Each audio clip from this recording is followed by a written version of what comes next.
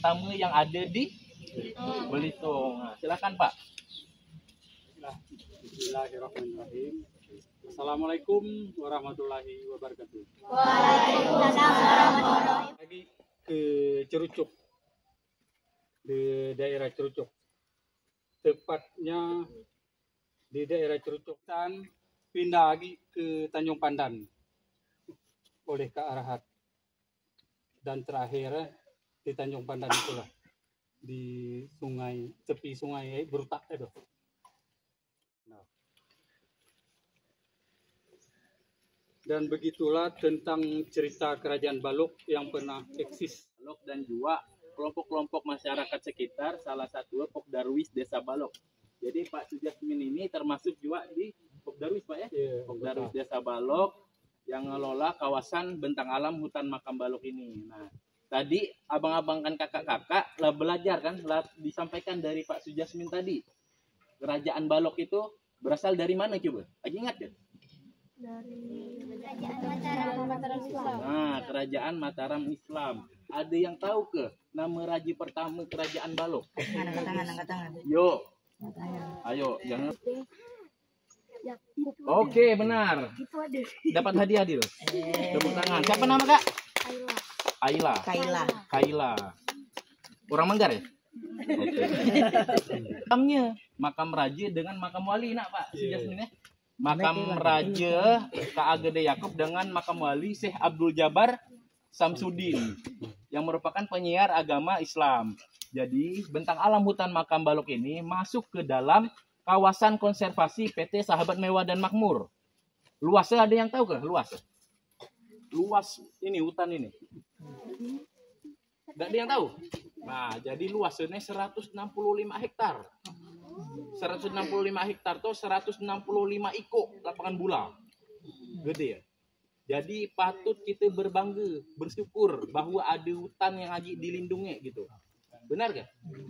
Nah, jadi PT SMM punya kawasan konservasi seluas 1.381 hektar, poin 31 hektar. Ya. Dari ini salah satu kawasan konservasi PT SMM. Jadi yang seluruh ada 1.300. Jadi ada 1.300 iko lapangan bola luasannya. Ada sungai, ada hutan, ada bukit. Nah, itu bukan hanya sesuai Undang-Undang Nomor 5 tahun 1990. Nih, abang-abang nih misalkan, lagi dia nak jadi penambang ataupun penebang pohon. Itu udah uang. Didenda 50 juta, dipenjara 5 tahun. Nak ke? Tak nak kan? Nah, harus kita lindungi kawasan hutan kita. Di dalam hutan itu ada apa coba? Ada hewan, keanekaragaman hayati. Ya, keanekaragaman hayati. Jadi di bentang alam hutan makam Balok ini ada hewan ataupun satwa endemik asli Pulau Belitung. Ada yang tahu? Hah? Apa? Pelilean bahasa Belitung kan? Mun nak dicatat ya. Pelilean. Terus bahasa Indonesia apa? Tarsius. Bahasa Latin ada yang tahu gak? Tarsius bancanus saltator ya. Tarsius bancanus saltator. Coba tebak. Tarsiusnya keluarnya di siang hari atau malam hari? Kalau malam hari itu apa kita nyebut? Kalau di beraktivitas di malam hari. Ini. Ya. Nocturnal Dil. Siapa nama Kak? Ini keluar malamnya. Nah, itu nocturnal berarti. Ya. Jangan sering keluar malam, enggak bagus. Nah, ini dia. Tapi sesungguhnya bahwa satwa ataupun hewan-hewan yang ada di sekeliling kita itu tidak ada yang nak ganggu kita. Benar ke? Buaya tuh tidak kan nak makan orang kalau dia tidak diganggu. Kalau ada berita-berita nih, wah dimakan buaya. Nah itu buaya lah habitatnya laru rusak. Jadi dia pun makhluk hidup. Kita di wilayah rumah kita. Marah ke? Nah, itu sama dengan hewan-hewan ini. Paham? Terkait konservasi, jadi di bentang alam hutan makam Balok ini juga terbanyak nih pohon-pohon ya, bermacam Pohon Mencari di depan kurang anu. Jelasin pula dari Pak Sujasmin.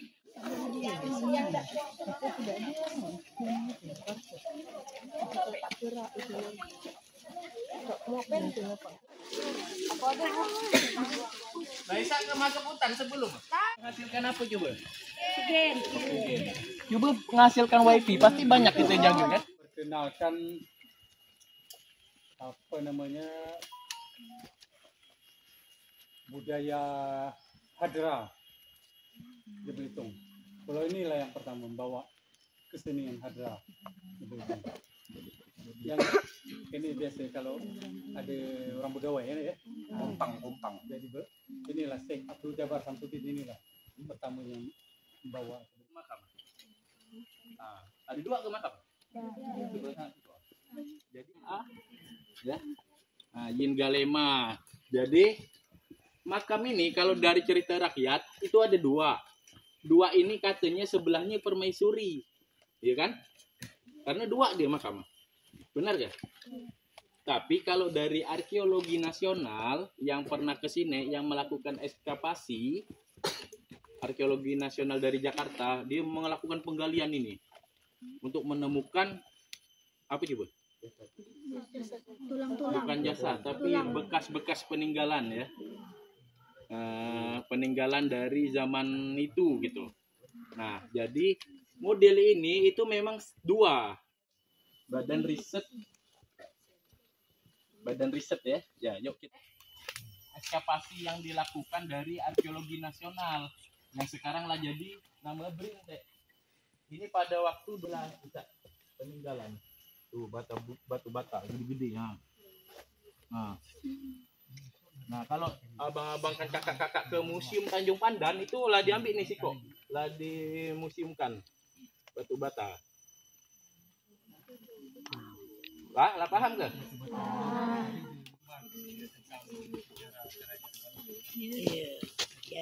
Kiai Agus. Dari kerajaan Mataram Islam dari asal. Tapi kalau permaisurinya berasal dari keluarga Raja Palembang, N.A. Siti Kusuma. Maka dari itulah banyak kesamaan antara Belitung dengan Palembang, terutama gelar KA misalnya, NA itulah sebab. Jadi KA Ki Gede Yakub ini menjadi Raja Baluk nomor pertama ini atas jasa mertua beliau yang bernama Datuk Mayang Gersik. Datuk Mayang Gersik ini Raja Badau, sebenarnya Raja Badau nomor pertama, tapi Raja Badau yang telah Islam. Raja pertama di Belitung sebenarnya, kerajaan pertama di Belitung itu adalah Kerajaan Badau. Tapi yang terbesar adalah Kerajaan Baluk.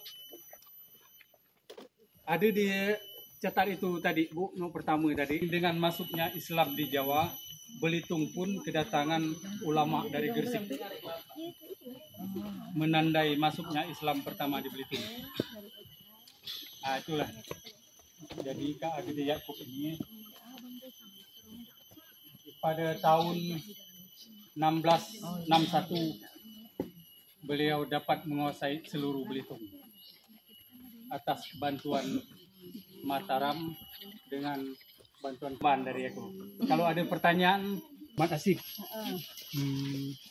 Bukan makasih, Kak Asih. Manggar. ANJ.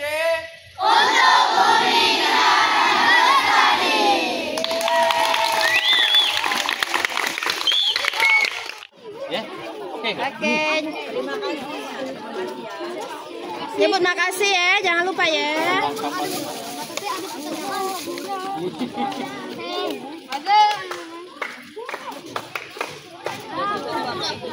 Nunggu bis kita istirahat ya.